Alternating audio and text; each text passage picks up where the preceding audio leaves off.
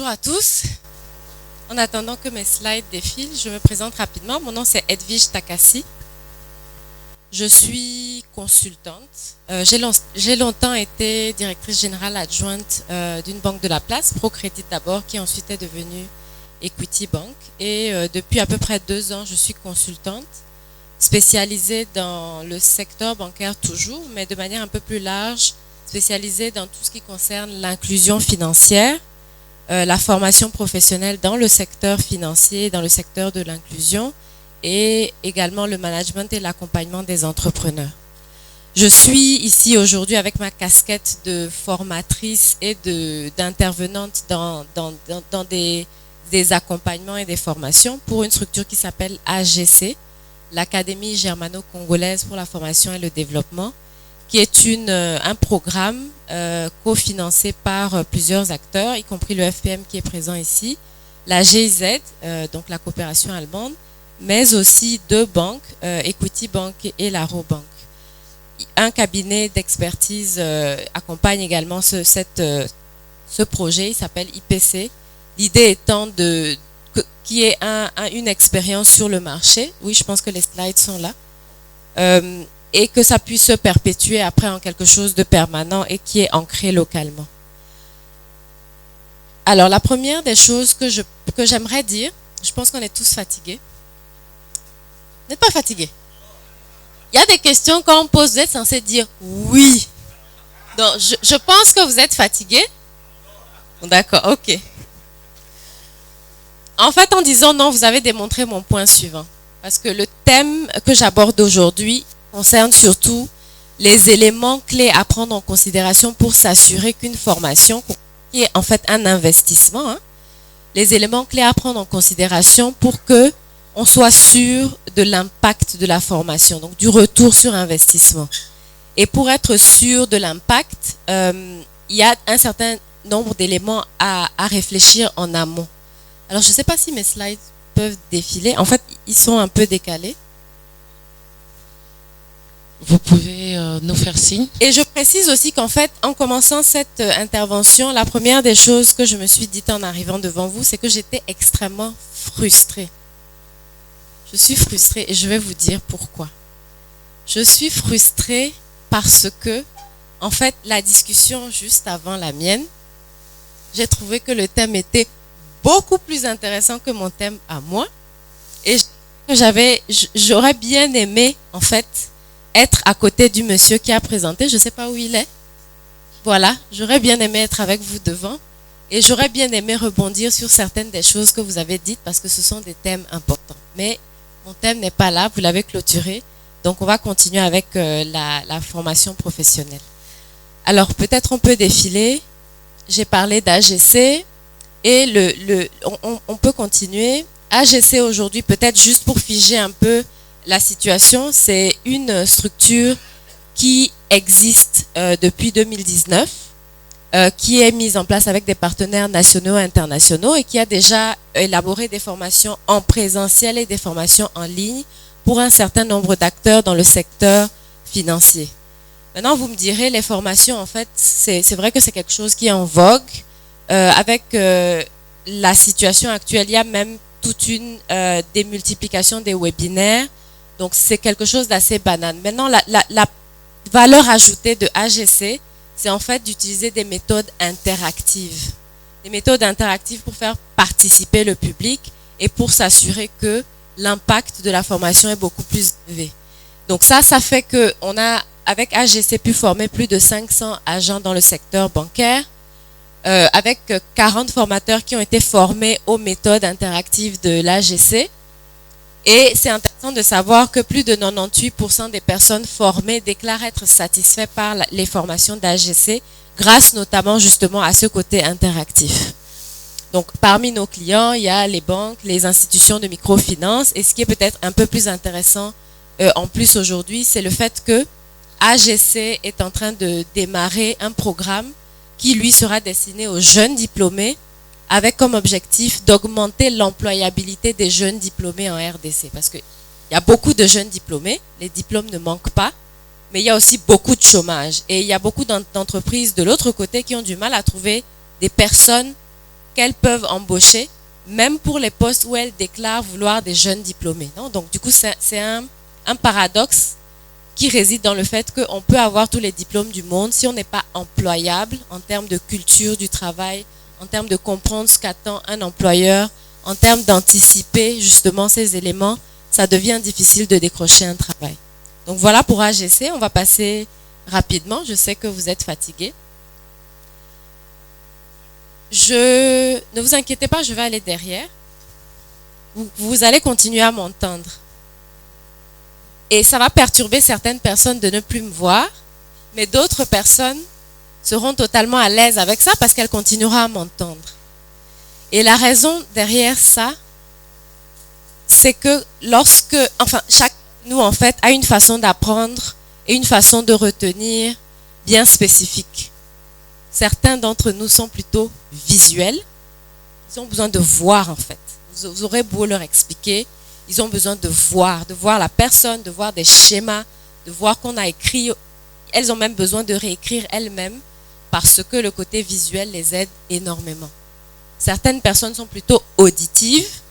Donc on aura beau faire des beaux schémas, si on n'explique pas verbalement, elles ont du mal à fixer leur attention. Et puis le troisième type de l'apprenant, le troisième type de profil d'apprentissage, c'est tout ce qui est kinesthétique. J'ai regardé parce que je ne voulais pas écorcher le mot. Kinesthétique, c'est les gens qui sont plutôt kinesthétiques dans leur apprentissage, c'est les personnes qui ont besoin de ressentir les choses. Donc ressentir, ça veut dire par exemple le faire. Donc ça va passer par des exercices. Ça peut passer par le fait de faire des travaux pratiques. Ça peut passer par le fait de devoir se lever, de marcher. Mais c'est des personnes qui, en même temps qu'elles sont en train d'apprendre, ont besoin de ressentir les choses. Et je peux vous garantir que le fait de savoir si vous êtes plutôt visuel, plutôt auditif ou plutôt kinesthétique, même pour vous ici dans cette salle individuellement, ça peut faire une très grande différence dans votre capacité d'apprentissage lorsque vous êtes en train d'apprendre quelque chose. Donc on va peut-être faire un petit sondage. Parmi vous, à votre avis, juste en ayant entendu ce que je donnais comme explication, combien d'entre vous sont plutôt visuels? C'est-à-dire que quand on vous explique quelque chose, vous avez besoin de voir, vous-même vous avez besoin de tracer un schéma ou vous avez besoin de tout réécrire parce que à l'examen, vous vous rappelez de l'endroit, de la page, là où c'était écrit, vous vous rappelez exactement de la couleur, etc., etc. Donc, qui est plutôt visuel? Bon, on voit quand même qu'une bonne partie de la salle est plutôt visuelle. Très bien. Qui est plutôt auditif? Donc, les auditifs, ça veut dire que certaines fois, même les ouvrages qui sont des livres auditifs, qui sont lus ou des émissions à la radio, même sans voir, c'est suffisant pour vous pour fixer l'information en fait. Vous n'avez pas nécessairement besoin que ce soit réécrit. Donc, c'est important de le savoir. Et qui a plutôt besoin de faire un exercice? Donc, quand je vous explique par exemple que pour maîtriser telle et telle compétence, il faut faire ça, ça, ça et ça. Et vous, votre question, ce sera, mais montre-moi. J'ai besoin de voir, j'ai besoin d'essayer. Qui est plutôt kinesthétique? Qui a besoin de faire beaucoup d'exercices? Voilà. Ok, donc on a vu un peu dans le sondage de cette salle que toute la salle n'est pas une seule tendance. Il y a une majorité de personnes qui sont plutôt visuelles et c'est naturel. Il y a une autre partie de la salle qui est plutôt auditive et quelques personnes qui sont kinesthétiques. Dans les faits, en réalité, chacun de nous est peut-être un petit mélange de tout ça. Donc peut-être que ceux qui se sont reconnus plutôt dans les visuels sont peut-être à 80% visuels. Mais une petite aide auditive et kinesthétique vient compléter la formation. Donc ça, c'est des choses que AGC prend en considération dans le design d'une formation en fait. Donc nos formations, même sur les thèmes très techniques, je donne un exemple, si on parle de la gestion du portefeuille dans une institution de microfinance focalisée sur le crédit de groupe, c'est quand même très technique, très spécifique.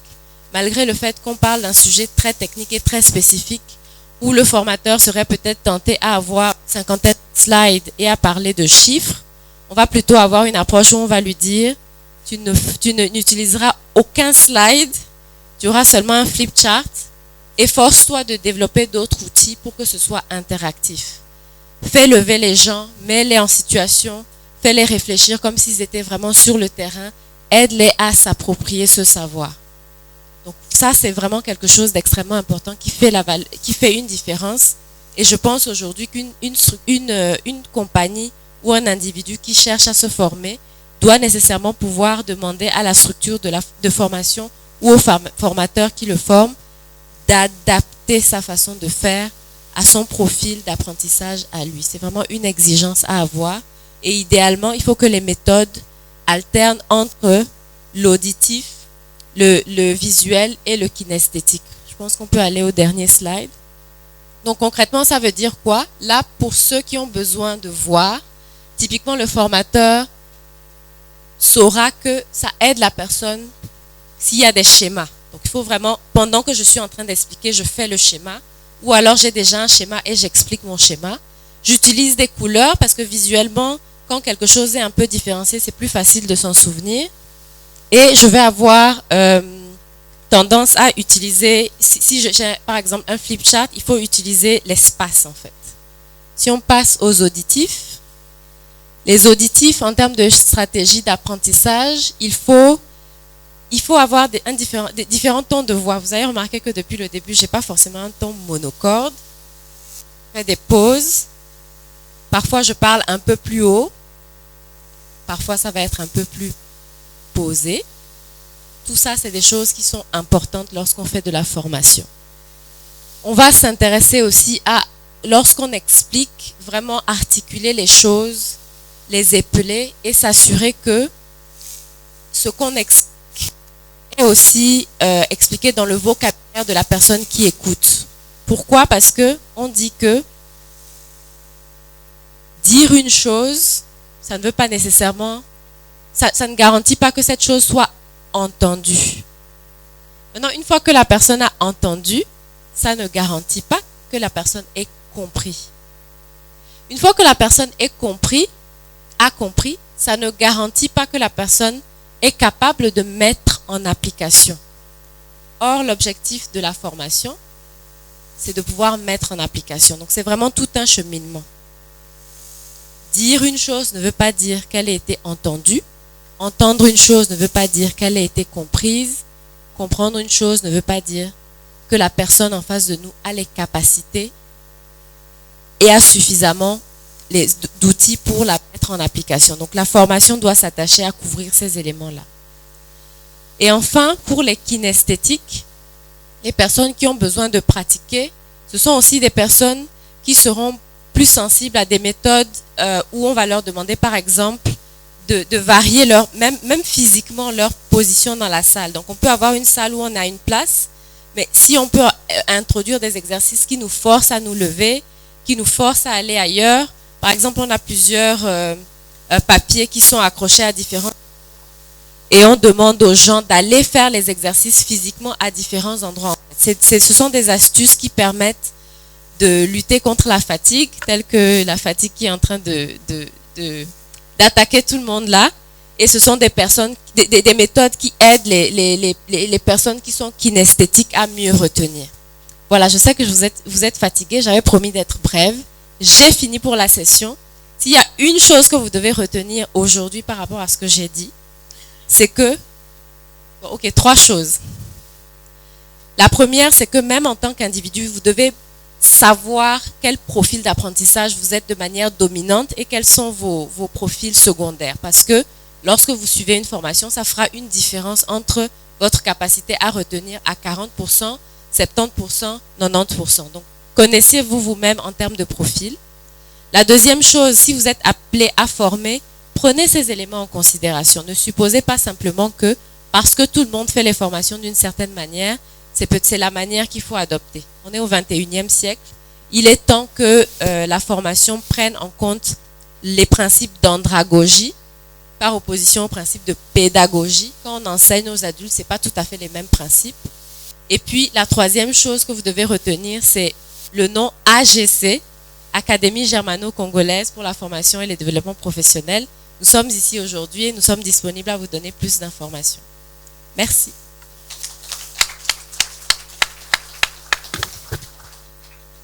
Merci Madame Takassi pour cette brillante présentation. J'espère qu'elle vous a réveillé. Hein. Je suis certaine, elle fait ça brillamment. Voilà, donc on va prendre encore 2 questions. Et comme pour tout le monde, le reste des questions, vous pourrez aller la retrouver. On commence par le docteur. Merci Madame, nous sommes heureux de vous connaître aujourd'hui. Première question, quel est l'emplacement de votre académie? Deuxième question, est-ce que cette académie a des succursales à l'intérieur du pays? Troisième question, qui finance la formation? Quatrième question, comment vous suivez les formés après? Merci. Merci, docteur Tcheko. Alors, l'académie, pour l'instant, existe à Kinshasa seulement. Néanmoins, l'académie dépasse les formateurs là où on a besoin d'eux. Donc, je pense que ça peut rassurer tout le monde. On ne s'attend pas à ce que les gens viennent dans nos salles.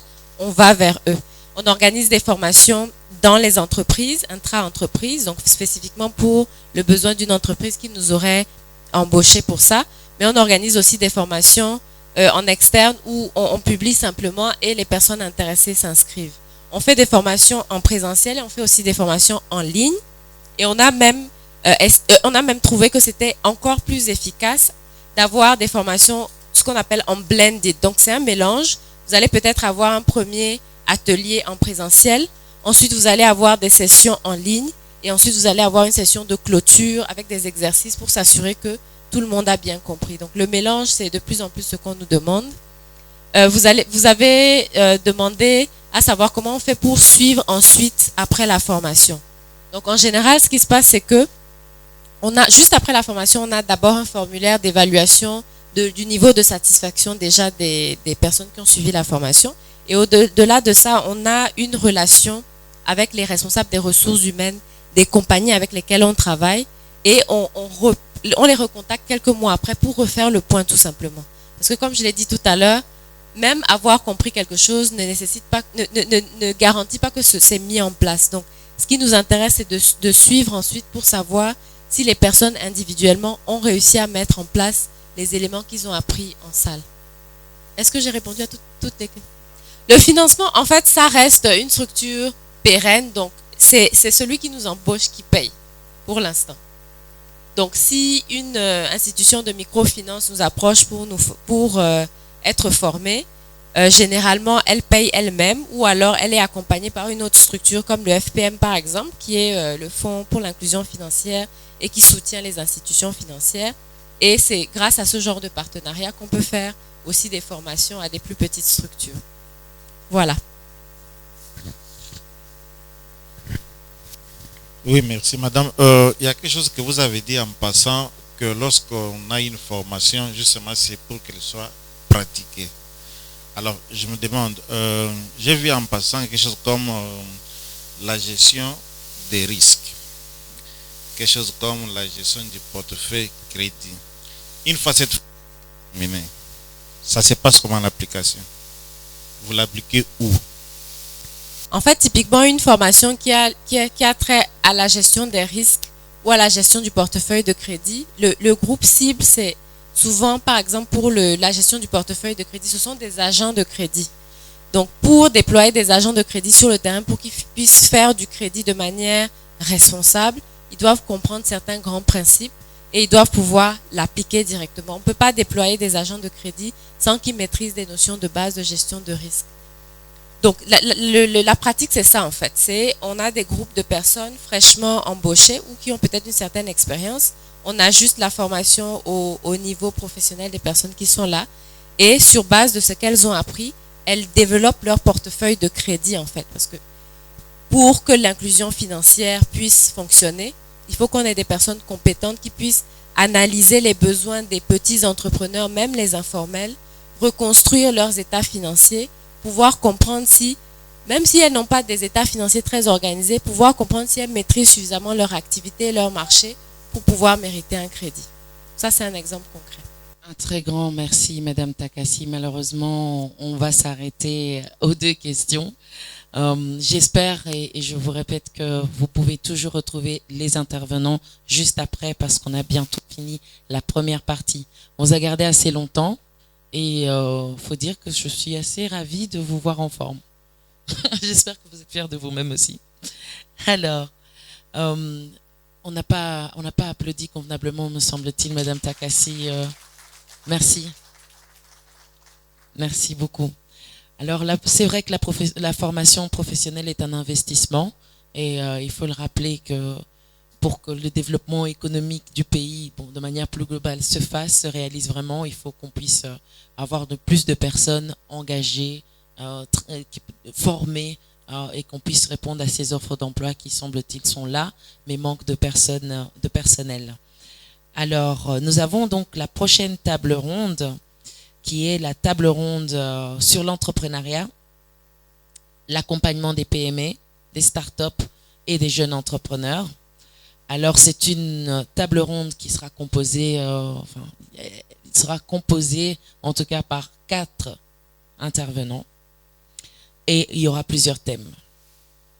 Alors, le premier intervenant, c'est l'initiatrice du forum et la CEO et la fondatrice de Crédasure Group, Madame Esther Micheng Bidi. Sous vos applaudissements, s'il vous plaît. Le deuxième intervenant, c'est Monsieur Tian Kazumba, dirigeant de Congo Invest Consulting. Sous vos applaudissements, s'il vous plaît. Alors, Madame Micheng nous parlera de l'accompagnement des entreprises, la formation, la pérennité des PME et la garantie du portefeuille des crédits des IMF et IF et l'introduction à la digitalisation. Monsieur Christian Kazumba nous parlera du code des investissements et la création d'entreprises. Nous avons également Monsieur Cédric Zinga, sous vos applaudissements s'il vous plaît, qui est CEO de Provision Consulting et administrateur de Crédasure Nord-Sud ASBL, qui s'occupe des opportunités Nord-Sud, notamment, si vous vous souvenez de ce que j'ai expliqué au début. Et il est également co-organisateur de ce forum, donc Crédasure Connect. Et nous avons également, pour finir, Madame Lubukaï Émilie. Je ne sais pas si elle est dans la salle. Elle doit être en extérieur. Merci de me faire ça.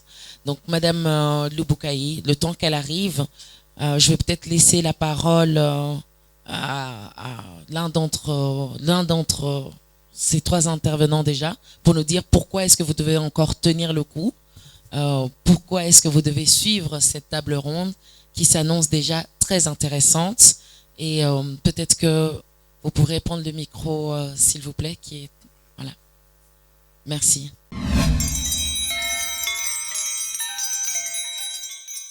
Je vous remercie encore tous d'avoir été attentifs et restés motivés jusqu'à 7 heures. Merci. Notre table ronde ne sera pas très longue. On va plus développer après, mais on va introduire, vous montrer pourquoi. C'est pourquoi l'importance de cette table. Moi, je vais parler de l'accompagnement des PME-PMI, les formations et la garantie des portefeuilles des institutions de microfinance et des institutions financières. Pour commencer, pourquoi j'ai choisi cet accompagnement? Ça fait 4 ans que mon cabinet accompagne les institutions financières en RDC en partenariat avec notre partenaire FPM pour la gestion des risques des crédits. Nous les accompagnons avec des formations et des coachings. Je m'étais rendu compte qu'il y a, dans la plupart des cas, la détérioration du portefeuille des crédits des institutions financières, des microfinances, était liée en grande partie par les risques des PME. Les PME,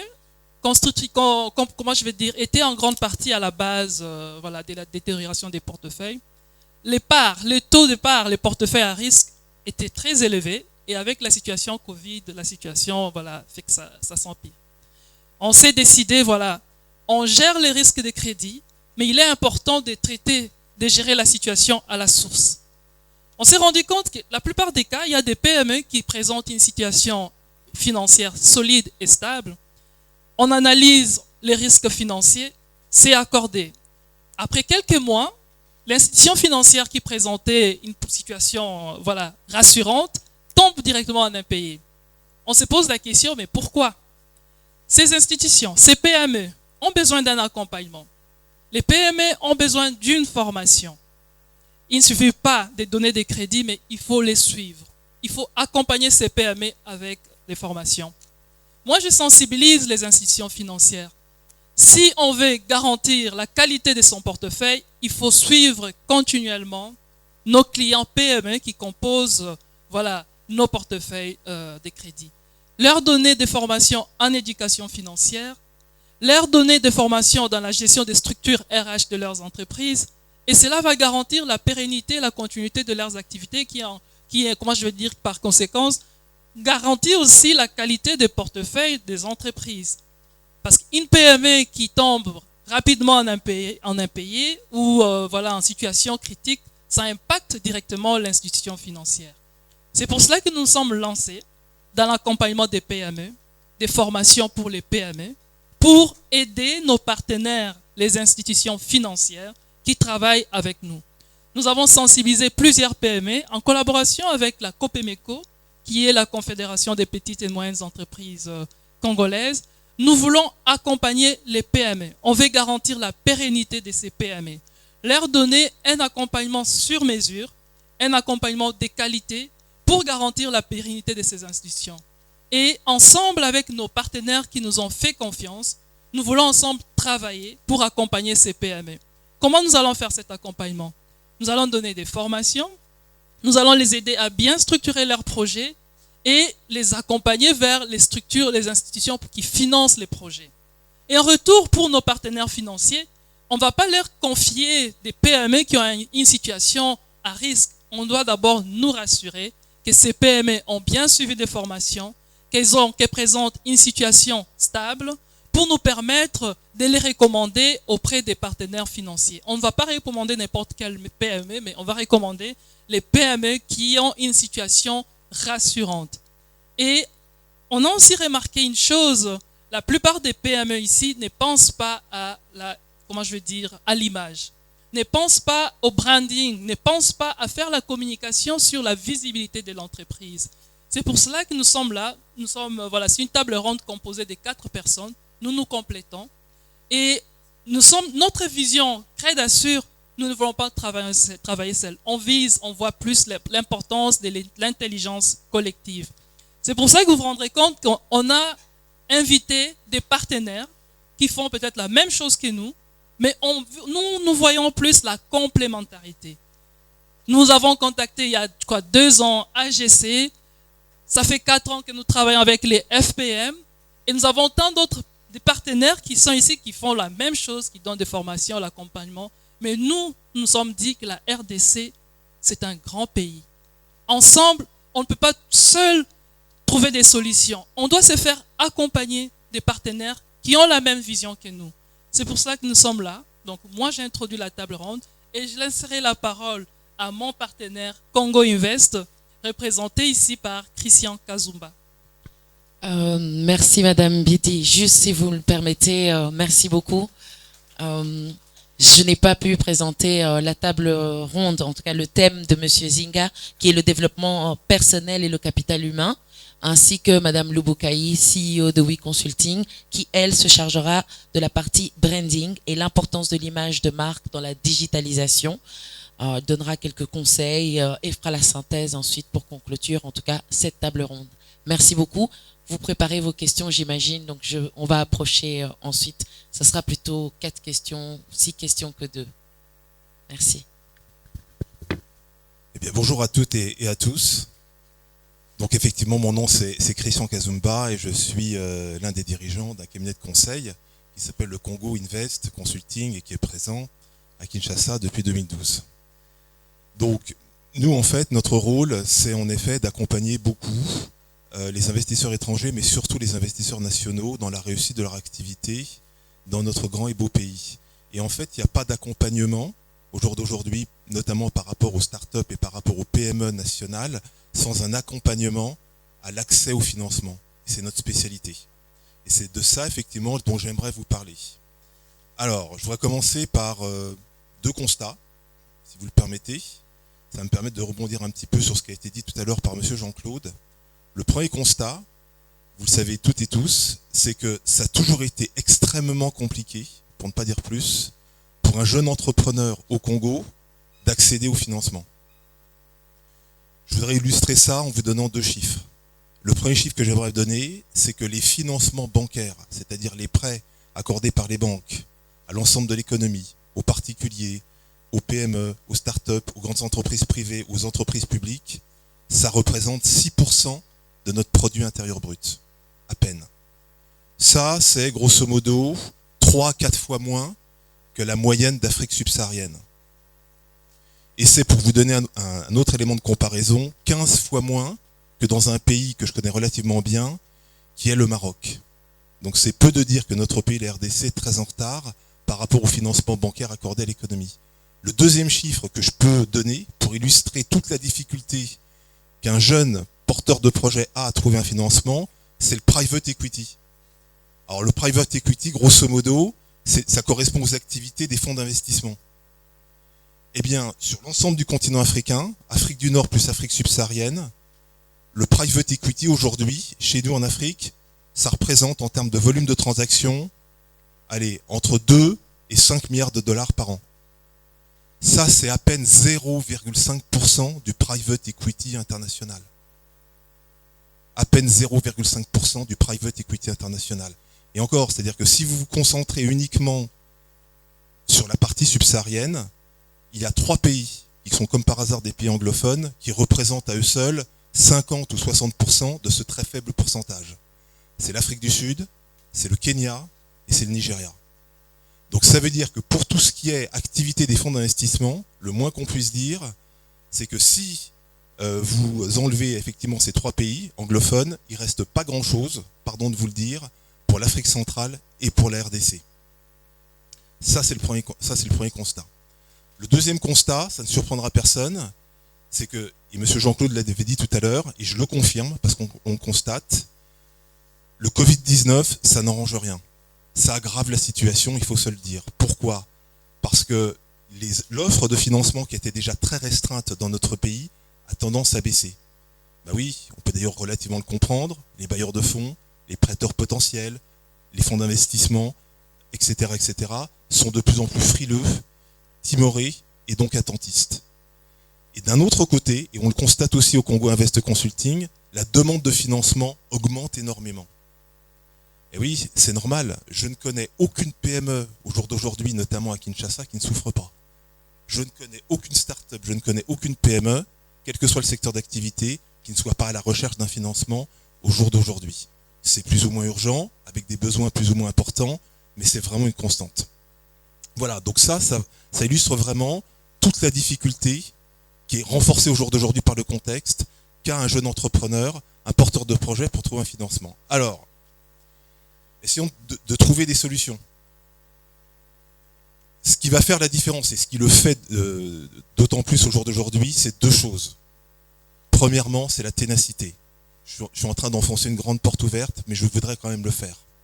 Je dois simplement rappeler que, par exemple, quand un jeune porteur de projet, quand une PME veut ouvrir son capital et veut trouver un nouvel actionnaire, c'est long. C'est long. Ça dure en moyenne entre 6 mois et 18 mois. Et avec le contexte, ça peut monter jusqu'à 2 ans, c'est-à-dire jusqu'à 24 mois. Donc vous avez tout intérêt à l'anticiper, à le prévoir et à le budgéter. Ça, effectivement, c'est un premier point. La ténacité, c'est ce qui fera la différence. La deuxième chose qui va faire la différence, qui va vous permettre d'y arriver, quand vous êtes un jeune porteur de projet à la recherche d'un financement, c'est votre capacité à vous structurer. Et là, j'en profite effectivement pour vous rappeler, si vous le permettez, que pour moi, il y a une grande différence entre le fait d'avoir une simple idée, aussi brillante soit-elle, et le fait de porter un projet de création et de gestion d'une entreprise. Ce n'est pas la même chose. Pour moi, un entrepreneur, qu'est-ce que c'est ? Un entrepreneur, c'est quelqu'un qui part d'une idée très brillante, mais qui est capable de répondre à des questions stratégiques sur sa future entreprise. Alors, il y a des questions juridiques qu'il faudra vous poser et auxquelles il va falloir vous répondre. Il y a des questions commerciales, il y a des questions financières. Exemple, dans les questions juridiques, la première question qu'il va falloir vous poser, c'est est-ce que je reste dans l'informel ou est-ce que je me formalise ? Je vous recommande de vous formaliser. Parce que si vous ne vous formalisez pas, vous aurez toutes les peines du monde à accéder au financement, vous allez vous fermer les portes de certains financements. Très bien, je me formalise. Mais la deuxième question à laquelle il va falloir vous répondre, c'est quelle est la meilleure forme juridique à choisir? Et ça, c'est très important. Grosso modo, on ne va pas s'étendre, il y a 3 possibilités. Il y a la SBL, il y a l'entreprise individuelle, il y a la société commerciale comme la SARL ou la SAS. Je vous déconseille, à titre personnel, la SBL. Je trouve qu'il y a encore beaucoup trop de nos jeunes compatriotes qui font l'erreur, parce que pour moi ça reste une erreur, de lancer leur activité en SBL. Et là aussi, soyez conscients du fait que si vous choisissez la SBL, vous allez vous fermer les portes de certains financements. Il faut en être conscient. Donc moi, ça dépend bien évidemment, ça dépend de vos objectifs, ça dépend de votre projet, mais j'aime beaucoup la société commerciale, en particulier la SAS, la société par action simplifiée. Ensuite, toujours dans les questions juridiques, très bien, je choisis la SARL ou la SAS, mais là se posera une autre question à laquelle il va falloir répondre et qui est très importante, c'est est-ce que j'y vais seul ou est-ce que je m'associe avec d'autres personnes? Je constate qu'il y a beaucoup de jeunes entrepreneurs au Congo qui y vont seuls. Ça peut être une erreur, surtout vis-à-vis des investisseurs. Les investisseurs, ils aiment bien voir une équipe devant eux avec des compétences diverses et variées. Par exemple, 3 ou 4 personnes. Ça, c'est pour les questions juridiques. Après, il y aura des questions commerciales à laquelle il va falloir que vous répondiez en tant qu'entrepreneur et que les investisseurs vont vous poser. Quelle est ma cible? Est-ce que je connais bien mon marché? Quels sont mes avantages concurrentiels? Quelle est la meilleure façon pour moi, effectivement, d'atteindre ma cible? C'est-à-dire, quelle est ma stratégie commerciale? Je crois qu'on y reviendra tout à l'heure. Et enfin, il y a des questions financières que là aussi, auxquelles il va falloir répondre. Parce que les investisseurs vont vous poser ce type de questions. Vous recherchez un financement, d'accord, mais est-ce que vous l'avez justifié? Est-ce que vous savez très exactement comment vous allez, en fait, utiliser les fonds que l'on va vous prêter ou que l'on va investir chez vous? Ensuite, dans les questions financières, il y a le business model. Bon, ça, c'est un terme très technique, mais c'est pas compliqué. Le business model, c'est la manière dont vous allez générer du revenu et c'est votre structure de coût. Est-ce que vous connaissez bien votre structure de coût? Toujours dans les questions financières, il y a est-ce que vous avez un prévisionnel de résultats, de chiffre d'affaires cohérent et objectif? Et enfin, est-ce que vous maîtrisez bien votre trésorerie? Il y a une différence considérable entre le fait de faire un chiffre d'affaires et le fait effectivement de maîtriser sa trésorerie. Il y aurait plein d'autres choses effectivement à dire. On n'a pas le temps effectivement malheureusement effectivement d'en parler, mais ce que je veux simplement vous dire, et je terminerai sur ça, c'est que c'est un bon test. C'est-à-dire que, à mon avis, si vous êtes capable de répondre à toutes les questions que j'ai posées de manière précise, je pense que vous êtes prêt pour présenter votre projet à un investisseur potentiel. En revanche, si vous n'avez pas des réponses précises à toutes les questions qu'on vient de voir ensemble, à mon avis, il y a encore un petit travail à faire.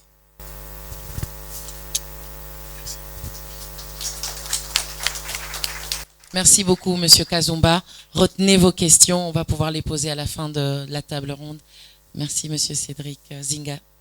Je vous en prie. Bonjour à tous.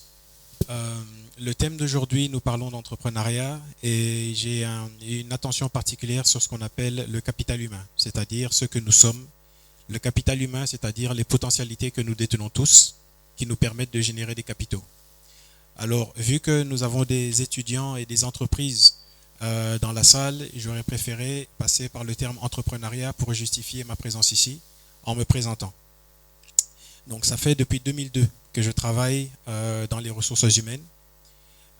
J'ai passé les dernières années de ma carrière de 2002 à 2015 à travailler pour diverses entreprises, des multinationales, toujours proches des ressources humaines.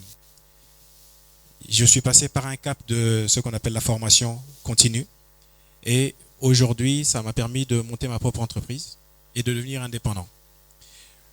Le sous-thème que nous avons choisi, c'était le développement personnel. Pourquoi? Parce qu'en termes d'entreprise ou de personnes, nous devons continuellement nous remettre en question. Et la formation continue nous permet justement d'avoir une vue sur ce qui nous manque pour pouvoir gérer ce que nous sommes, c'est-à-dire un capital humain. Et lorsque j'entends plusieurs personnes parler dans la salle des déficits que nous avons, ce qui nous rapporte de l'argent, ce n'est pas forcément les machines, ce n'est pas forcément les investissements, mais ce que nous investissons dans ce que nous sommes, dans ce que nous investissons dans nos employés. Alors, j'aimerais dire ceci. Le développement personnel pour tout le monde, ce serait d'abord nous remettre en question en nous disant qu'est-ce que je peux apporter à mon entreprise. La première question qui a été posée pour mon thème, c'était d'un point de vue de l'entreprise. L'entreprise attend de nous un certain rendement. Voilà pourquoi elle investit dans des formations continues pour que nous puissions chaque année rester productifs et rester cohérents dans la vision de l'entreprise. Mais pour ce qui est de l'entrepreneur, c'est ce que nous investissons en nous-mêmes pour que notre capital intellectuel puisse nous bénéficier afin de produire des capitaux pour nous-mêmes. Ces points, bien sûr, seront élaborés dans le salon que nous allons faire tout à l'heure.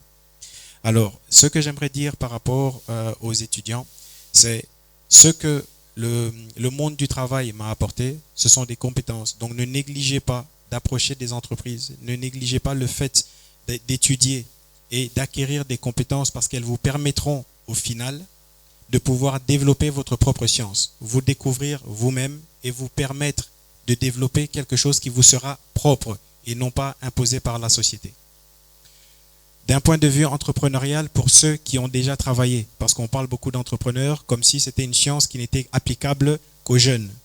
Aujourd'hui, des personnes qui ont travaillé pendant plusieurs années dans une entreprise peuvent elles-mêmes aussi développer une certaine science, peuvent eux-mêmes se diversifier, mais encore une fois, en se remettant en question et se posant les bonnes questions, suis-je toujours cohérent? Suis-je toujours en ligne avec la ligne de pensée? J'ai eu un échange avec M. Luboya qui a quitté la salle, mais peut-être qu'il reviendra, en se posant une seule question, si nous parlons des étudiants. Un étudiant qui termine en 2010 dans le développement de tout ce qui est télécom et un étudiant qui termine en 2000, à l'an 2000, toujours dans les télécoms. Lequel engagez-vous en premier? Certains diront celui qui a terminé en 2000, tout simplement parce qu'il a 10 ans d'expérience. Et celui qui a terminé en 2010 a moins d'années d'expérience. Nous sommes en 2021. Mais posons-nous la question, celui qui a étudié à l'an 2000 a découvert un téléphone avec des touches où la technologie de pointe était le SMS. Celui qui termine en 2010 connaît un téléphone sans touche, avec Internet, appareil photo et tout ce qui s'ensuit. Ce qui signifie tout simplement que nous devons continuellement nous remettre en question. Ce n'est pas le diplôme qui justifie les compétences. Ce n'est pas le milieu dans lequel nous évoluons qui justifie les compétences dont nous avons besoin, mais c'est d'abord nous-mêmes.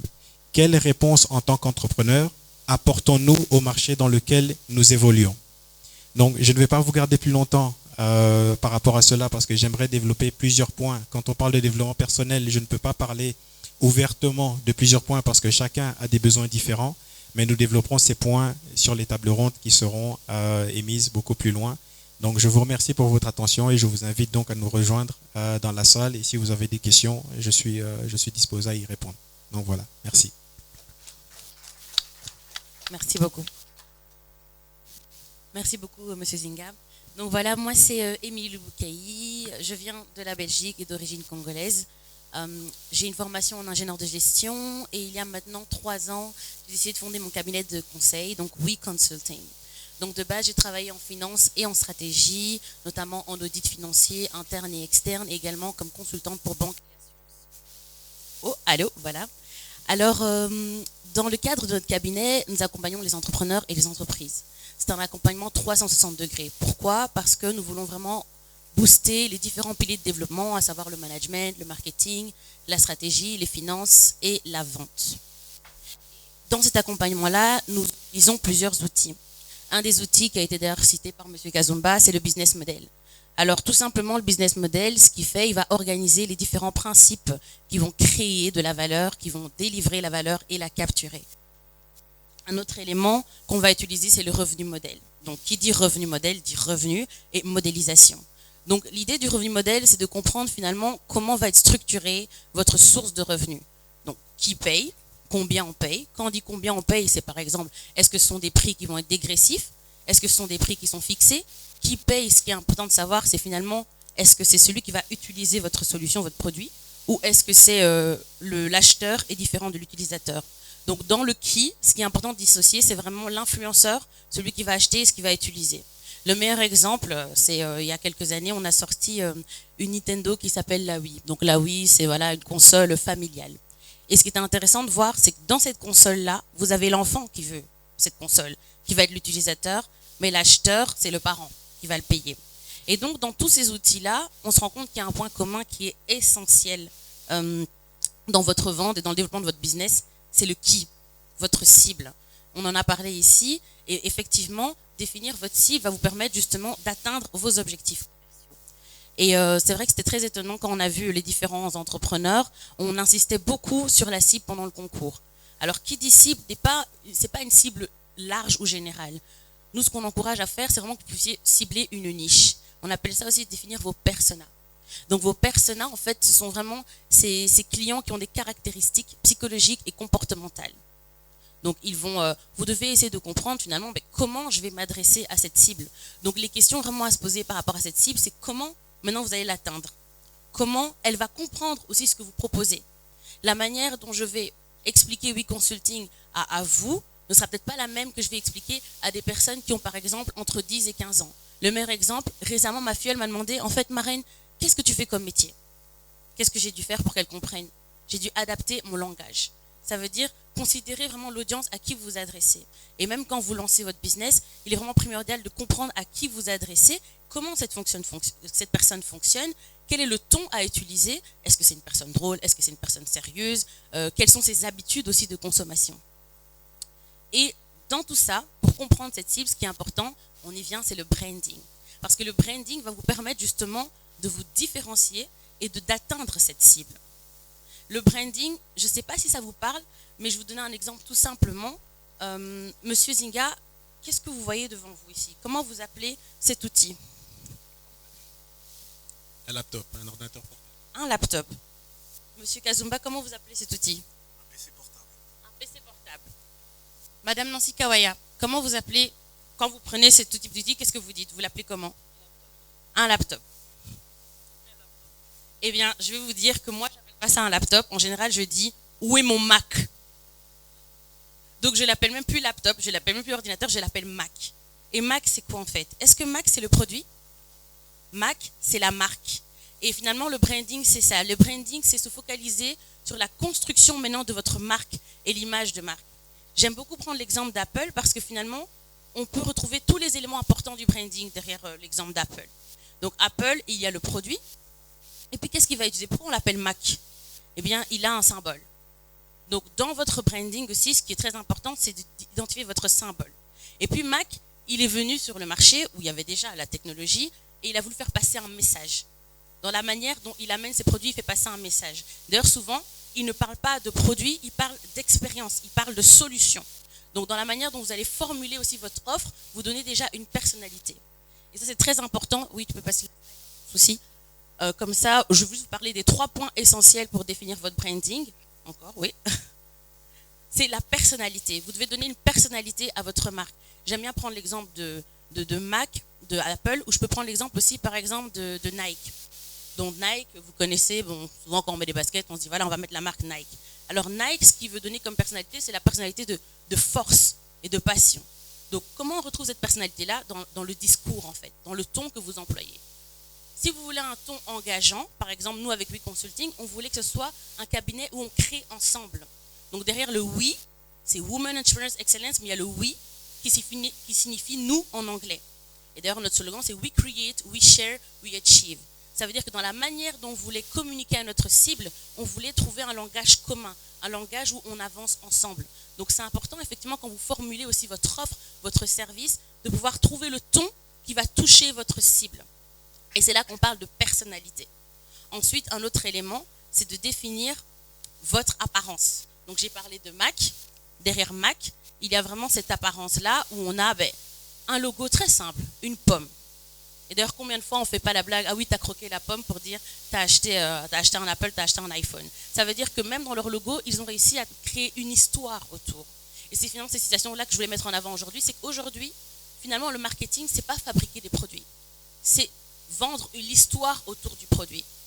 Donc vraiment, au niveau de l'apparence, c'est important de penser aussi autour de votre logo, de votre identité visuelle qui constitue justement votre colorimétrie, les couleurs de votre entreprise et également la police.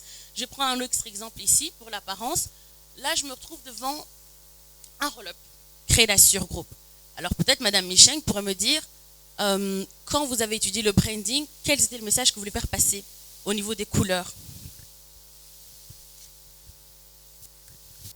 Merci pour la question, Émilie. Donc, il y a plusieurs personnes qui nous ont posé cette question. Au niveau du branding, la couleur, donc nous avons plus joué sur la gestion des risques. Donc, nous avons utilisé les verts et l'orange. Donc, pour une entreprise qui veut garantir sa pérennité doit être attentive aux indicateurs de cette entreprise. Quand est-ce qu'on doit prendre des mesures correctives? Et quand est-ce que l'entreprise doit s'estimer être stable dans une situation confiante? Alors, vu que Crédasure est là pour garantir, assurer la pérennité des entreprises, nous représentons ces couleurs. Quand est-ce qu'on doit vous donner un signal important pour prendre des mesures préventives? Et quand est-ce que vous devez vous sentir rassuré? Voilà les couleurs de Crédasure. Merci beaucoup. Alors, j'ai peut-être une question pour vous, public. Si vous regardez vous, il y a plusieurs roll-up. Quelle est la couleur prédominante que vous voyez? Le bleu. Vous avez une idée pourquoi? Eh bien, ça, c'est un élément très important dans le branding aussi, c'est comprendre le marché dans lequel vous allez vous implémenter. Dans ce marché, il y a des codes. Et nous, vraiment, avec WeConsulting, on s'approche beaucoup d'entreprises aussi pour faire du rebranding. Parce que beaucoup sont dans le bleu. Parce que le bleu, c'est corporate. Le bleu, d'ailleurs, je vois des costumes bleus. Donc, ça veut dire, si je ferme les yeux maintenant, je vois du bleu partout. Au niveau des costumes, au niveau des roll-ups. Parce que ce bleu-là signifie aussi la confiance, signifie aussi la rigueur et signifie aussi tout ce qui est loyauté. Parce que les entreprises veulent justement créer cette relation avec le client. Le problème, c'est qu'aujourd'hui, on a une nouvelle clientèle. Les jeunes. Et les jeunes d'aujourd'hui, avec les réseaux sociaux, ils veulent aller très vite. Ils veulent beaucoup d'informations. Et les entreprises, surtout face à ce challenge-là. Comment maintenant on va attirer ces jeunes? Et puis les banques RDC qui veulent maintenant attirer la diaspora, comment on va les attirer? Eh bien, je vous assure, cela passe aussi par le rebranding. Le branding signifie marque, et marque signifie marquer. Mais si vous vous retrouvez dans une salle et qu'il y a beaucoup de bleu, comment vous allez vous démarquer? Ça ne veut pas dire qu'il faut supprimer le bleu. Ça veut juste dire qu'il faut maintenant travailler avec des équipes de branding designers pour justement voir comment on va utiliser ces couleurs, comment on va utiliser votre logo, comment on va utiliser votre typographie. Vous savez, il y a des métiers où les personnes ne font que ça, travailler les typographies. Ça veut dire voir quels sont les styles d'écriture qu'on va utiliser, qui vont justement vous permettre de vous démarquer de la concurrence. Voilà ce que je pouvais dire aujourd'hui pour le branding. Donc vraiment, pensez à vous, entrepreneurs, mais aussi à vous, chefs d'entreprise, à revoir la personnalité de l'entreprise, aussi à revoir le message que vous voulez passer à votre cible. Le message, il est écrit, le message, il est émotionnel, le message, il est personnel, émotionnel, j'insiste, parce que vous voulez créer une certaine émotion auprès de votre cible. Quelle est cette émotion? Vous voulez qu'elle ait confiance en vous? Vous voulez qu'elle ait peur et qu'elle se dise « Ouh, je dois trouver une solution ». Donc, quelle est cette émotion que vous voulez transmettre? Tout ça se fait à travers le branding. Et enfin, le message, il doit être visuel. Ici, j'ai beaucoup d'informations visuelles. Mais peut-être chaque entreprise peut se demander « Est-ce que mon message visuel est passé? Est-ce qu'avec ce choix de couleurs, ce design, cette écriture, ce slogan, est-ce qu'ils comprennent ?» Tout à l'heure, pour clôturer, j'ai demandé à une collaboratrice, j'ai demandé, voilà, quand tu vois la citation de Nike, « Just do it », à quoi tu penses? Et puis elle m'a dit, eh bien, elle me donne envie de sortir de ma zone de confort. Et je me suis dit, ah, ils ont quand même réussi leur coup. Avec 3 mots, « Just do it ». Mais qu'est-ce qu'on retrouve derrière ces 3 mots? On retrouve un ton, le langage impératif. Fais-le. On retrouve un signe tout simple, un signe qui montre le mouvement. Donc des fois, il ne faut pas des choses très très compliquées, mais bien sûr, ça prend du temps. Et le dernier conseil que je peux vous donner, pour prendre ce temps-là, ce n'est pas dans votre coin, dans votre bureau. Pour comprendre réellement quel branding adapter, il faut aller vers votre clientèle. Le secret d'un entrepreneur, c'est d'être à l'écoute de son marché. De ne pas développer un produit dans son laboratoire, mais de développer un produit avec sa clientèle et de tester. Faire une première bouteille, voir comment le client va boire. Ah, il va voir qu'il va avoir des difficultés à l'ouvrir, alors il va travailler sa bouteille. Il va retravailler le packaging. Ensuite, il va encore écouter ce que le client va lui dire. Et c'est ça, le principe justement de l'entrepreneuriat, c'est de faire de l'itération. Vous n'avez pas un produit fini dès le début, mais vous allez avancer. Et voilà pourquoi ma citation de fin, ce serait vraiment de dire de ne pas chercher des clients pour vos produits, mais de créer des produits pour vos clients. Voilà, merci beaucoup.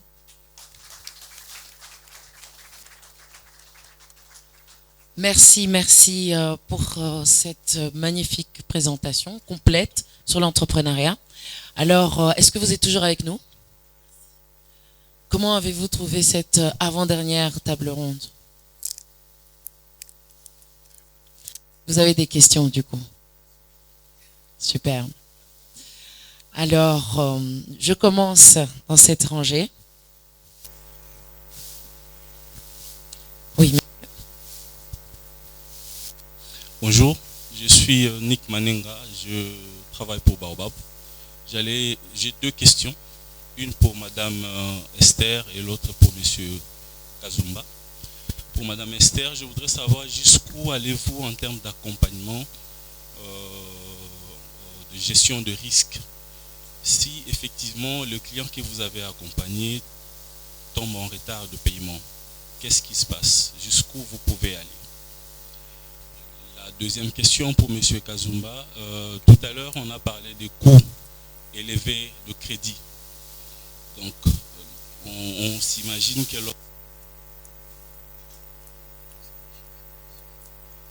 l'accès dit les coûts restent élevés. Et comment vous arrivez à vous demander de commission lorsque vous accompagnez, alors que le crédit que l'entreprise est des... Voilà, cela mes 2 questions. Merci.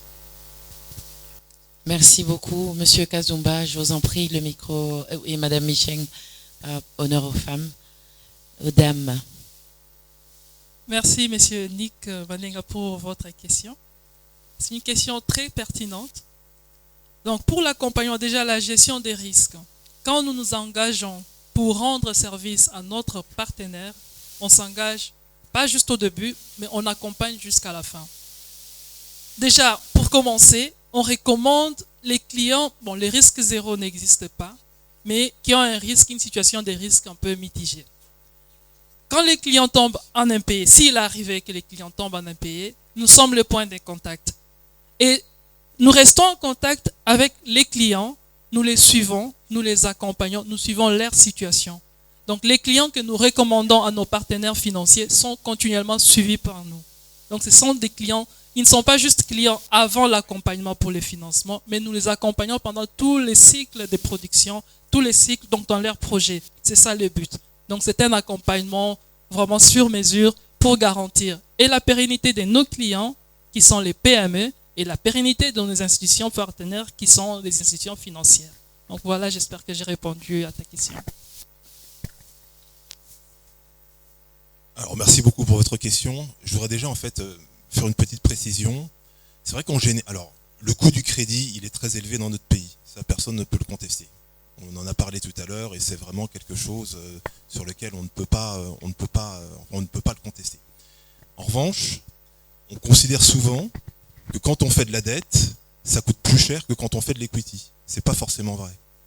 Parce que je voudrais simplement rappeler que quand vous faites un prêt dans une banque, oui, vous allez payer des taux d'intérêt, vous allez payer des intérêts. Sauf que ces intérêts, vous allez pouvoir en fait les imputer de votre résultat imposable. Nous sommes d'accord. Donc ça va vous permettre en fait de défiscaliser. Donc ça va vous permettre de payer moins d'impôts. Donc cette composante-là, il faut également tenir compte. Et je voudrais simplement rebondir également sur le fait que pour un jeune entrepreneur, pour une PME, il n'y a pas que la dette. Moi, je crois beaucoup à l'événement du private equity. Je voudrais simplement également rappeler que si par exemple vous faites un prêt dans une banque, bon bah très bien, vous allez trouver un financement, parfait. Sauf que est-ce que la banque va vous accompagner? Est-ce que la banque effectivement va ouvrir son carnet d'adresses? Est-ce que la banque effectivement va vous aider à redéfinir votre stratégie de communication? Est-ce que la banque va vous aider par exemple aussi à mettre du personnel à votre disposition pour muscler votre plateforme? Non, la réponse est non. Donc dans un certain cas, quand vous avez besoin d'accompagnement, outre de financement, il y a aussi l'actionnariat, il y a aussi effectivement l'equity. Alors c'est beaucoup plus facile effectivement à dire qu'à faire, j'entends bien, mais ne négligez pas cette piste-là. Voyez, et ça me permet également peut-être de revenir sur ce que j'ai dit, c'est-à-dire que par expérience, je trouve qu'il y a encore beaucoup de nos jeunes compatriotes qui veulent y aller seuls, qui veulent être seuls associés, seuls actionnaires de l'entreprise. Je trouve que c'est pas forcément toujours très très pertinent. On a toujours besoin effectivement d'avoir un nouvel actionnaire, d'être 2, 3 actionnaires pour avoir effectivement des compétences diverses et variées. Donc le fait de trouver un financement sur de la dette, ça ne vous permet pas en fait de faire tout ce type de choses. En revanche, le fait de trouver un nouveau partenaire et un nouvel actionnaire, oui, ça vous permet de trouver un financement, mais aussi de l'accompagnement. Merci beaucoup, Monsieur Kazumba et Madame Micheng. J'espère que vous avez obtenu réponse à vos questions, monsieur. Oui, je passe à la prochaine question. Merci beaucoup. Je m'appelle M. Freddy Osomba. Je suis le délégué du ministère de l'économie nationale à ce forum.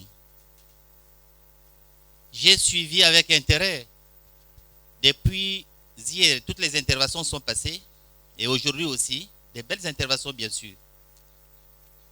Mais quelque part, il y a un aspect que je n'ai pas suivi. J'ai dit, et c'est par mégarde, c'est par oubli, les obstacles à l'éclosion des PME et PMI.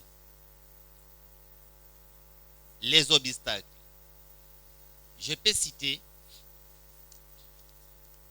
on n'a pas tenu compte, parmi tous les gens qui sont intervenus, de la nécessité des biens d'intérêt collectif qu'aucun individu pris individuellement parmi nous ne peut pas développer. Est-ce qu'il n'y a-t-il pas moyen que les organisateurs insèrent, soit INAS, de négocier avec l'État congolais, c'est-à-dire dès la présidence jusqu'au niveau de l'administration du territoire, en passant par les gouvernements, le Sénat, le Parlement, du développement des biens d'intérêt collectif auxquels ceux qui veulent faire l'entrepreneuriat, développer des PME ou des PMI, puissent le faire de manière aisée. Le monsieur qui est passé pour l'inclusion financière, il a bel et bien démontré que la monnaie qui circule en RDC, c'est à 3 pôles concentrés. Pôle sud, la partie Lubumbashi, Katanga. Pôle est, le D Kivu, sud Kivu, nord Kivu. Et puis la partie ouest, c'est-à-dire la ville de Kinshasa. Ce qu'il a déclaré, même nous à notre niveau, nous avons fait cette étude. Vous prenez la cartographie des entreprises au niveau de la DGI. Et lorsque vous évaluez, les entreprises sont concentrées à ces 3 pôles. Mais le reste des provinces. Pourquoi cela? C'est parce que les biens d'intérêt collectif comme les routes, les chemins de fer, il n'y en a pas assez pour permettre aux PME d'évoluer correctement. Vous prenez la RDC, nous avons plus ou moins 1600 km d'eau navigable. Mais nous avons combien de bateaux? S'il y en avait autant, au fin fond du village, l'agriculture ira convenablement. Les gens feront beaucoup de mouvements de va-et-vient et créeront aussi d'entreprises. Alors, je n'ai pas suivi dans les interventions des gens comment on peut surmonter cet obstacle de l'absence des biens d'intérêt collectif. Je dis, je vous remercie. C'était quand même intéressant. Merci beaucoup pour votre interpellation. J'appellerais ça plutôt une interpellation parce que je pense que tout le monde est d'accord avec vous qu'il faut des biens d'intérêt commun. Il faut que les routes soient développées. Il faut qu'on ait plus de bateaux parce que sinon, effectivement, parce que le fait de les développer va déjà pouvoir créer l'activité économique, un flux plus important et on sait ô combien c'est important dans le développement économique d'un pays. Alors, ce que je vais peut-être proposer, c'est laisser libre cours à l'un d'entre vous de peut-être compléter l'interpellation parce que ce n'était pas, je la rappelle, une question, mais vraiment une très brillante interpellation et très intéressante d'ailleurs. Est-ce que vous avez quelque chose à ajouter? Je vous en prie, le micro est devant vous. C'est ça le but du forum. C'est pour cela que nous avons associé tout le monde. Les partenaires financiers, les PME, la présidence, tous les acteurs qui sont capables de participer à la pérennité de cette initiative. Tous ensemble, comme je l'ai toujours dit, l'intelligence collective, les idées, tous ceux qui participent ensemble à développer le secteur PME. C'est une très belle, comment je vais dire, votre suggestion, votre interpellation, nous en prenons vraiment compte. On n'a jamais pensé à ça, c'est un gros souci. Tout le monde est conscient qu'il y a un problème pour l'infrastructure. Les PME ont de sérieux problèmes. pour faire acheminer par exemple la marchandise de tel endroit vers une autre place, ça pose problème. Mais vu que le président de la République s'est lui-même engagé dans son discours pour accompagner l'entrepreneuriat, et il nous suit en ce moment, il en est bien conscient. Et moi, Crédassure et mes partenaires, nous sommes engagés pour accompagner cette initiative. Un tout grand merci, et j'espère que dans la prochaine édition, on ne pourra pas porter peut-être à 100%, mais il y aura déjà une piste de solution. Merci. Merci beaucoup, merci en tout cas.